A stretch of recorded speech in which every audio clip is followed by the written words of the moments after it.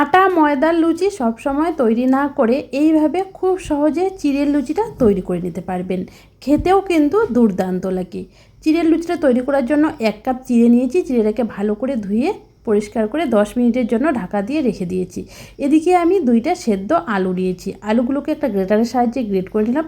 আর চিড়েটাকে এভাবে হাত দিয়ে সুন্দরভাবে ম্যাশ করে নিতে হবে। সুন্দরভাবে ম্যাশ করা হয়ে গেলে দিয়ে দিলাম সেদ্ধ করা আলুটা দিয়ে ভালো করে মিশিয়ে নিয়ে দিয়ে দিলাম গোটা জিরে, কালো জিরে, চিলি ফ্লেক্স, পরিমাণ মতো নুন আর কিছুটা পরিমাণ ধনেপাতা কুচি আর 1/2 কাপ দিয়ে দিলাম আটা।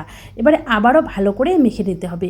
ভালো করে মেখে নিয়ে একটা সফট ডো তৈরি করে নিয়েছি। এবারে ডোয়ের উপর সামান্য একটু তেল লাগিয়ে আবারও মেখে নিলাম। এবারে আমি ঢাকা দিয়ে রেস্টে রেখে দেবো 10 মিনিটের জন্য। 10 মিনিট পরে ফিরে আসলাম, ঢাকাটা তুলে নিলাম। এবারে ছোটো ছোটো লেচি কেটে নেব। এভাবে ছোটো ছোটো লেচি কেটে এবারে একটা রুটি বানা চাকলার উপর বেলে দিতে হবে। এভাবে সামান্য একটু তেল লাগিয়ে নিয়ে বেলে নিয়েছি।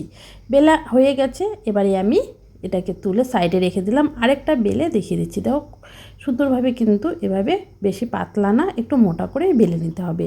এবারে তেলের মধ্যে দিয়ে দিলাম। এভাবে আলতো হাতে চাপ দিলেই কিন্তু সুন্দরভাবে ফুলে উঠবে।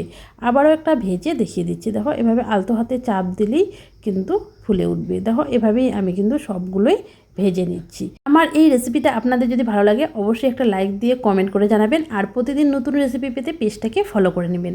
আর দেখো আমার চিড়ের লুচি কিন্তু পরিবেশনের জন্য একদম রেডি। আর দেখো কতটা ফুলকো হয়েছে। এগুলো কিন্তু অনেকক্ষণ পর্যন্ত এরকম ফুলকো থাকবে। অবশ্যই একবার বাড়িতে তৈরি করে দেখতে পারেন।